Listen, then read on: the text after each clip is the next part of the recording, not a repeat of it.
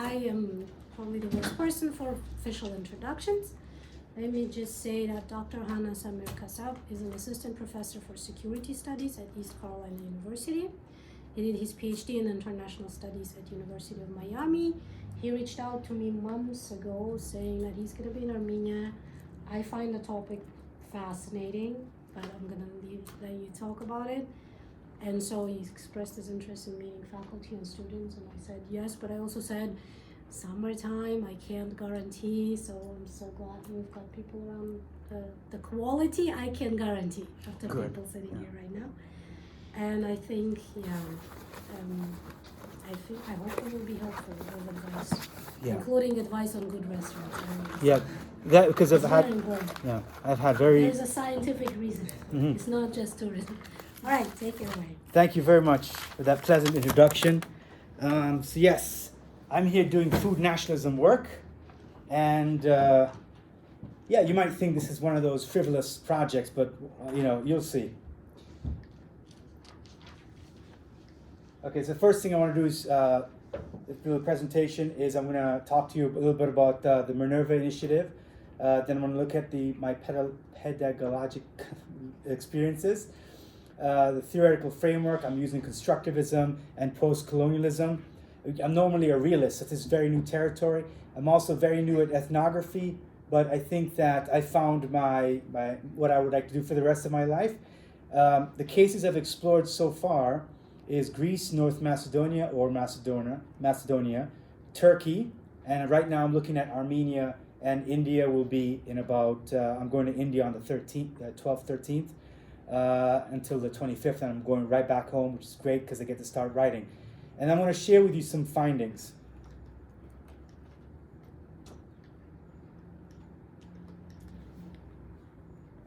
All right, so the Department of Defense funded this trip. It's the Minerva Initiative. It's a grant that I applied to and luckily won. And I wouldn't be able to do this trip without their funding. I wouldn't be able to do this sort of research without their funding. I got an idea in 2013. I'm going to talk to you about that idea in a second. So this was the third time applying. I also took a grant writing class at DePaul University, funded by some of my startup funds from the East Carolina University. And week by week, you submitted pieces of your homework, and then eventually you finish the proposal. So it's very good, very easy to do this grant. And again, this is an opportunity of a lifetime. Not many people get this opportunity that I've been lucky to get. I'm very fortunate, very grateful to the DoD and the Minerva folks. So big thanks to them. All right, research question here. If a nationalist conflict exists, then common symbols like food become an essential part of an ideological nationalist conflict and the manufacture of warring identities. In other words, the way that people talk about food ownership is the way that they perceive the other group. So they're stealing our food, typical. They stole so much from us. And so these other people are thieves, right? So that's the identity that is created out of the discussion, the discourse that defines the relationship between these two people, lack of trust, and so on. The funny thing is, when you go into this sort of research, no one is a nationalist. They always tell you off the bat, I am not a nationalist. That's taboo. We don't do that kind of thing. We're not like that anymore. We're beyond this. We're part of a global community. But as soon as you talk about food, that nationalist comes out. So it's there. That hatred is still there. You just need to coax it a little bit and it'll come out. So under very specific circumstances, that same hatred can rear its head and define relations with other states. And so how does this all work? Well, it's a product of my experience as a PhD, a doctorate student at the University of Miami. So at the University of Miami, I didn't like to cook, so I used to go out a lot and eat, and it was affordable. So one day I was walking around, and there's an Israeli restaurant, and I'm actually Lebanese. I'm Christian Lebanese. And so I found a an Israeli restaurant, and I do love Israeli food. I mean, what I was thinking of is the Ashkenazi sort of cuisine, this Eastern European, which I've had back in college in Toronto. I've had like burekas, and they were delicious. So I thought to myself, I'll go in and get something good. I go to the menu and I'm reading it. What do I read? I read hummus. I read tabbouleh, falafel, shawarma. I read the things that I think are Lebanese. And so I say out loud, what is this? They stole our land and now they're going to steal our food too? And I was joking, right? But there was still a degree of truth to what I was saying. And right behind me was the restaurant owner. And she said, no, it's good food, come on in. And I felt very embarrassed. And I said to myself, you're supposed to be above this. You're supposed to be an academic, you're supposed to be smart and not fall into these traps. But of course, I fell right into this trap. And so that was in about 2013 that I wrote this article on hummus and the divide between Israelis and Lebanese, and how they're in conflict, and how that discourse formulates the identity politics between these countries. And so I wrote the article and didn't get it published. I submitted to several journals and just didn't get it published. And I just said, you know what, I'll apply for a grant. If I get a grant, I will continue this research, this study another time. And here I am.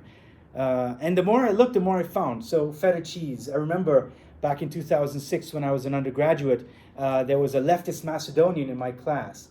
And I told him, he asked me what, I told him I didn't know that there were so many kinds or places where feta cheese. And there's Bulgarian, there's Macedonian, and there's Greek. And then he asked me, so which one's your favorite? I said, I like Macedonians. He said, very good. Right? So it's still there. Even though a leftist, he's still proud of his heritage and so on. And this idea builds off some previous books, The Power of Emotion, that I wrote in 2016, and Globalization and Multipolarity. And there's a chapter of nationalism, how I believe that nationalism is making a comeback. Food is a passion of mine, so I mixed my area of expertise with a passion. And there's plus and minuses about that. One is that it's great because you get to eat and you get to explore, but the difficulty is that you get to eat and you get to explore. So your passion becomes work. And then some of the passion and the love that you have for the food becomes like, oh no, I got to do this now. I got to go to a restaurant, see if I interview someone. And that kind of takes away from the pleasure of just sitting and enjoying. You got to take notes. You have to try to ask the right questions. And so that becomes difficult, but it's also fun. And so the purpose of this study is to see the fault lines dividing cultures and civilizations through the study of food and food ownership. And I believe that nationalism is still relevant. And even though globalization is retrenching the state, we may see an increase in nationalism and nationalist conflict as the United States declines in power and Russia and China continue to rise. And of course, Turkey is rising, and other countries, India is rising. So nationalism is going to become more and more important. Constructivism is all about identities and how identities are a social construction, how people understand the self or the in-group and the out-group, and how ethno-symbolism is used to study the process or to understand the subjective meanings behind the object and how that object creates reality for people. And of course, this borrows from post-colonialism as cultural revitalization becomes very important. Yesterday, I went to the Mother Armenia monument, and I was rather surprised when I learned that there was a statue of Stalin there once at one point, and that was removed, and then we have this other statue. So statues are very important. I was in North Macedonia. We saw the importance of statues there as well. And food is a symbol of nationalist conflict as part of a wider struggle to recover identity. And so identity politics is really quite essential, and we're going to see some examples of this in my research, in my study. So my study is ethnography, so the study of culture and political culture looking at very everyday objects, and doing interviews and trying to probe as many people as possible in order to extract what I need. The justification for this is that the best way to really be there or understand nationalism is to talk to people from the country and the people who have restaurants who are defenders of that food. And typically I spend between 10 and 13 days in each country. And I think 10 days is just enough. I think by day 11 I'm getting bored and I have enough, and I kind of want to move on. And so how are observations collected? One, I just interview. I do interviews with restaurant owners. I study the menu. And I also try to talk to the waiter. One waiter was really, really great. In North Macedonia, I was talking about Greek food and Macedonian food and the differences. And so there's a drink called ouzo in Greece, and in North Macedonia it's called mastika. And so I decided to see if I can get something out of him. And so I tasted the ouzo. I said, this is exactly, tasted the mastika. I said, this is exactly like ouzo. And he didn't budge, but he showed me the bottle. And he said, look, this is from this territory, this place in Northern Macedonia, and this is the history, and so on and so on. And at the bottom, it says product of North Macedonia. And I don't know why. I just said, hey, North Macedonia. And the guy just got very excited. He got excited and he started saying things like, oh, we're going to change the name. Give us 10 years. It's politics. I'm not a nationalist. But, and then he goes into his basically his little diatribe against Bulgaria and Greece and how that's keeping down Macedonian people.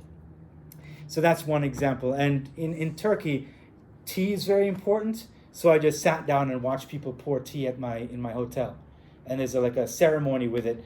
They take a tea glass. I'm gonna show you a picture. It's called a thin-waisted glass. They pour the tea with hot water, rinse it, throw the water out, and then pour a little tea, pour a little water, pour a little tea, pour a little water until it looks perfect, until the color is perfect, and then they go enjoy it. Of course, I tried it and burned my hands, because it's very hot. You have to, hold it in a certain way. And so I'm developing field notes. I am doing some recording. I walked up to the Mother Armenia monument and just giving a little talk about the Mount Ararat and the monument, and just introducing people to Armenia. And I've done this throughout, in North Macedonia and Turkey. The only place I didn't do it is in Greece, and I'll show you why. I just didn't feel safe in Greece. And so some of the main findings is that it focuses on the everydayness of nationalism. It focuses on identities, and food is like any other point of pride, like Mount Ararat. You have harissa. Harissa is very important to the Armenian spirit, to the Armenian pride. And so if you take that away, it hurts. And I think that was very important, and you'll see some examples here. I find the most contentious food is those that are very simple. And I'm still trying to figure out why. Why is yogurt so important to Greek and Turkey? I don't get it. They will fight you in Turkey if you say it's anything other than Turkish. This is, as a person said, non-negotiable. Very interesting word. Yes, it's very simple food that are hotly contested, and I believe it's because it's a survival food. This is what people relied on to survive, and nationalism is nothing but survival, right? And so that's what I'm thinking about. There's a difference in the cases between confidence and trauma. So Turkey exhibits confidence, but to a point. There's a point where they will draw a line and say and resort to a slippery slope argument. We're going to get to that. And there's also confidence in North Macedonia. There's very real trauma in Greece that I'm still trying to figure out. And I think that has to do with the experience of 1922 and the involuntary migration that they faced back in that period with the Great Disaster. And it's always look at what they did. This is one of the things that I think defined my experiences in all the countries that I've been to, especially when I go to museums. It's all about look at what they did. So that's the first thing I want to talk to you about. What is that? What do you think that is? Yes, this is perfect. This is great. Please note, though, this is not moussaka, because moussaka has a bechamel sauce. This doesn't have a bechamel sauce. This is called old-fashioned.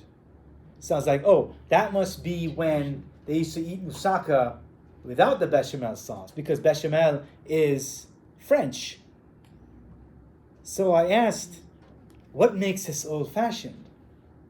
And the restaurant owner said, this is what we used to eat back in the times of Constantinople. And we call it old-fashioned. So this is like the true version before the Great Disaster. So in many ways, this is like a celebration before the bad times, the glory days. So I thought, and this was the first thing I tried. And so I said, man, like, I didn't think I would see this. Like, I know that they were going to fight about who owns food, but I didn't realize that we're going to point to something and said, this is what we used to have back in the good old days. So that was my first experience. This is called Imam, I'm going to butcher this. It's Imam Bayaldi or Bibaldi. Yeah. It's called, it's the Imam fainted. And this was made by a Greek during the Ottoman Empire, and it was so good that the Imam apparently fainted. This is what I made. I made this in my cooking class in Greece. It looks good because I had direction. I wouldn't be able to do this on my own. It's reminiscent of what it's a Greek food apparently, but I went to Turkey and they had a very different explanation. They said, but how could it be Greek when it has an Islamic sort of name? And for Turkish people, they always point to the etymology of the word to lay claim to their food, whereas Greeks have a story behind it. These are plates, and I apologize about being, if you want to look closely, there's war scenes on these plates. So here is a war scene here and here. A guy is dead here. There's another scene here. There's some kind of negotiation going on. There's a war scene here. And I was fascinated by this. I said, what are these plates doing?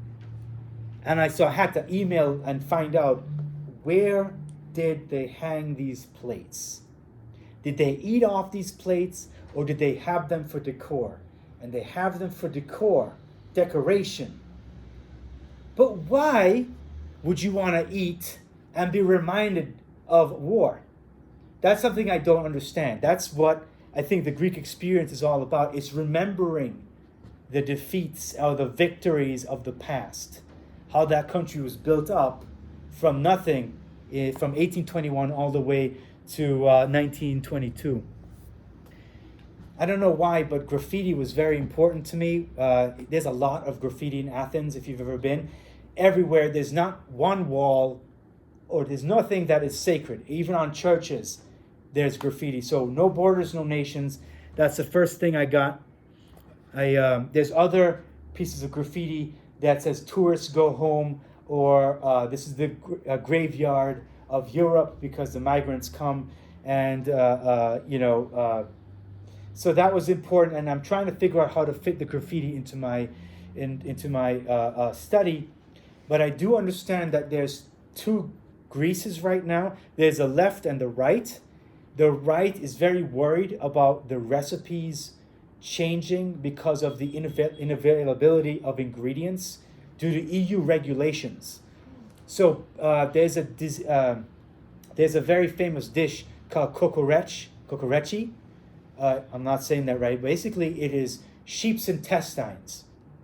And you cannot get that in Greece anymore at a restaurant because of EU regulations. You can get it at the well, it's hard to find. I mean, you might find a restaurant, but it's really hard to find.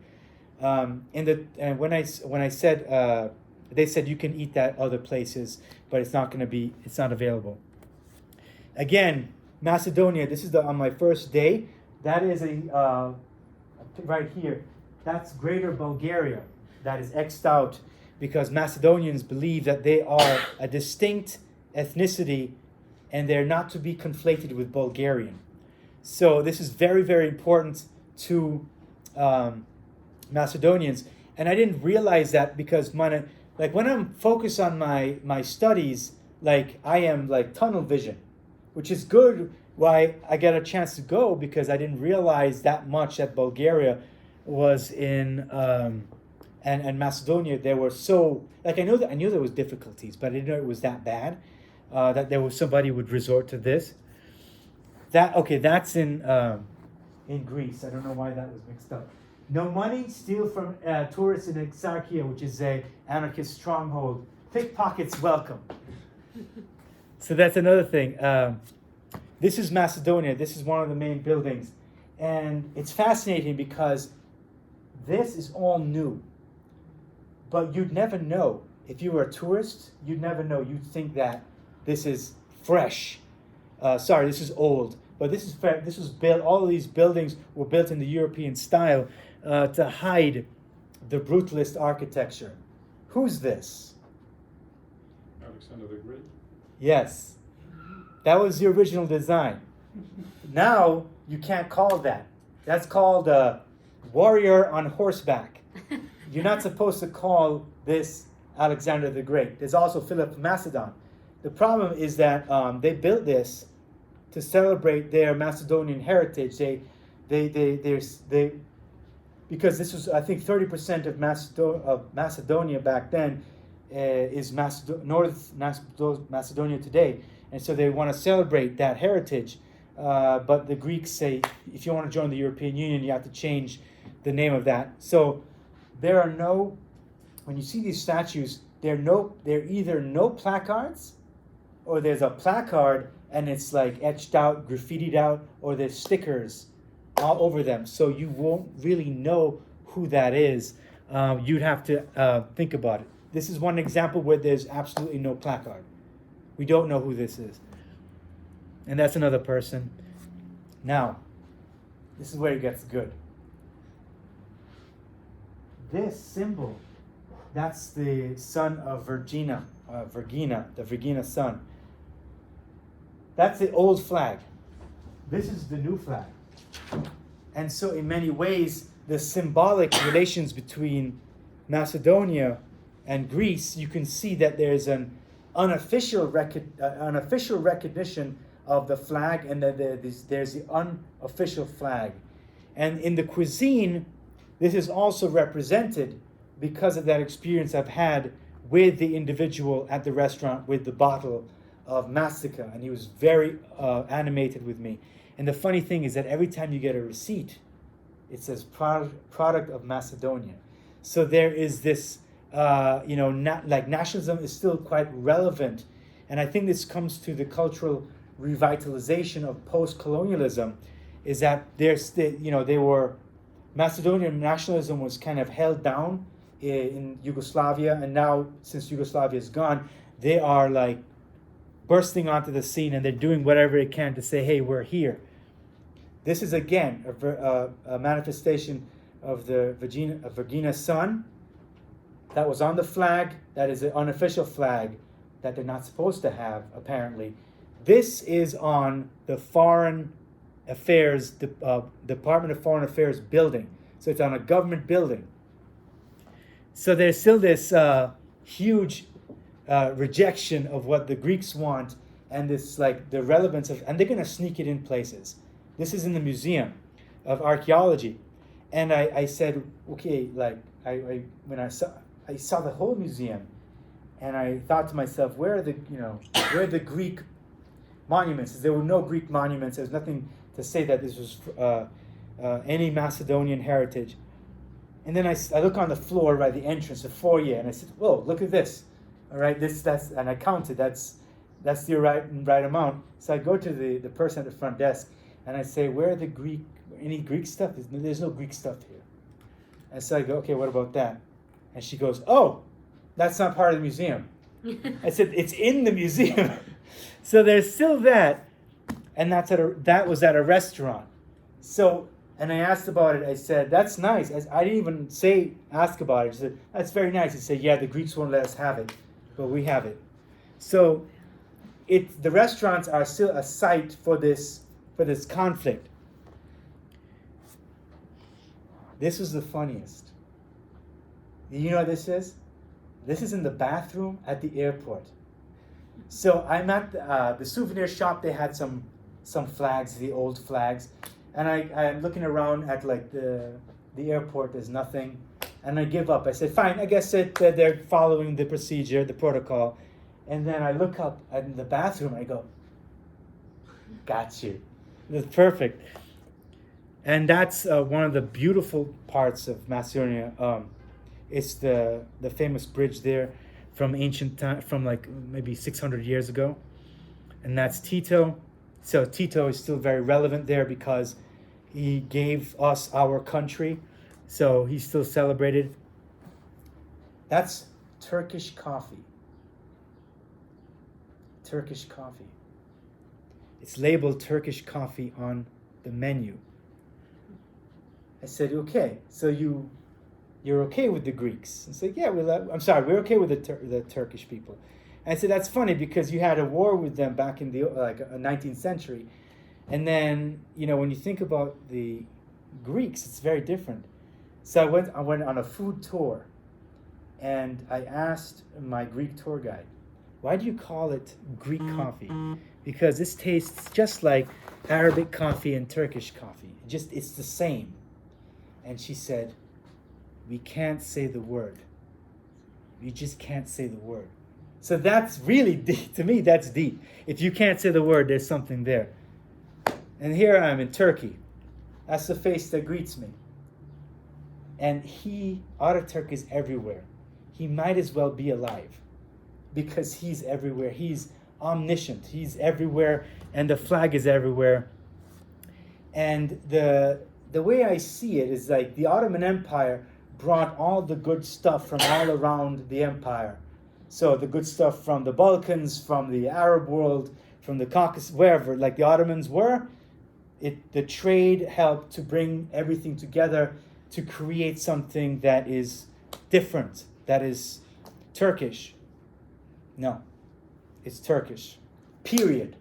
It wasn't the Ottoman Empire. All these things are Turkish, right? And it's authentically Turkish. And the funny thing is that you can see the divide in the country as you study the food. So there is still very secular, but there is this religious component that's rising right now, and the religious don't want rakia. It's an alcoholic beverage. It's like ouzo and mastika. It's all the same. The seculars say that rakia is the national drink. The religious right say that Iran, this is their national drink. And it's not really that famous. It's the fifth most consumed drink in the country. So that doesn't make any sense to me. And that was the meza I got. Meza. Everybody calls it meza. I always thought meza was Lebanese, but apparently everybody has meza. This is tzatziki. They call it a different name in Turkey. Tzatziki. I can't remember. I don't know how to say it. Yeah, it's the same, but they have to call it different. And I think it's because you want to get the other person out of your mouth. Like you don't want to have the other person involved in what you're enjoying. And that's raw kidbey without the beef, which I did not like that at all. It's because it needs to be beef. There has to be some kind of meat in raw anything, but because of EU regulations, they're not allowed to have it anymore, apparently. I don't even know how that works. But you can get kokoreç there. So I don't know. I have to verify everything. I'm still in the process of checking everything that people have told me, which is an important part of ethnography. This is kufta. I had this today at a restaurant. It's the same. In Armenia, the tomato is, well, the one that I had, it's not grilled, and the peppers are not grilled. They're raw here. That's my experience here so far. That's the Turkish tea that I've had, which was a very recent invention, and it was first developed in 1888, and it just grew in popularity. And I think Turkish nationalism is an interesting one because everything is formulated from the top down. When you think nationalism, you think it's an aggregate that develops from the intellectuals develop a notion of nationalism by studying the people, and then that is used. Whereas in Turkey, it's like they skip that part. It's the government shapes the nationalism of the people, and I think that example of the tea really helps. And then that's a dessert. That's kinefe.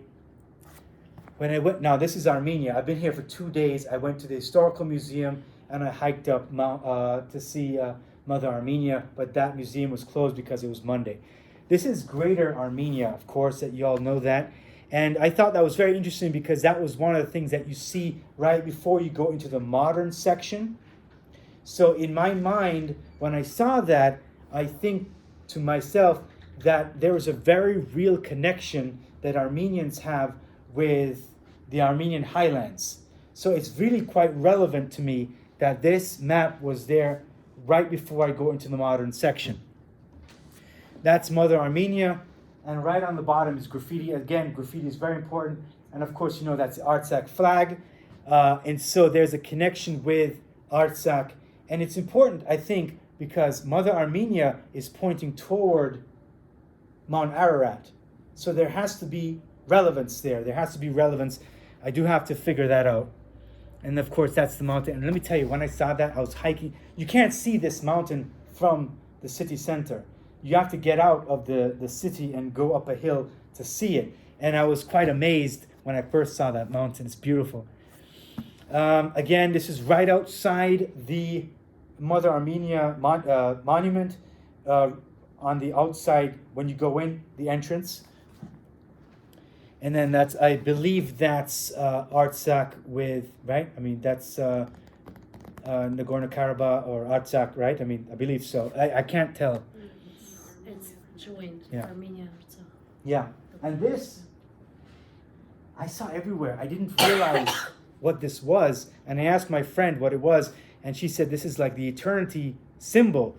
And my question is, do you have cookies? Do you make cookies with that symbol on it? There's some stuff. Yeah, I need to figure that out. If you can, because cookies would be a very easy thing to stamp that image on, and then you can have a celebration. Today I went it was a failure to see someone at the Ministry of Culture, so I just walked around and I saw this hero right in the middle of town, and I looked him up. I still have to understand exactly, but he's very, very relevant to Armenia in that the First Republic and defending the First Republic.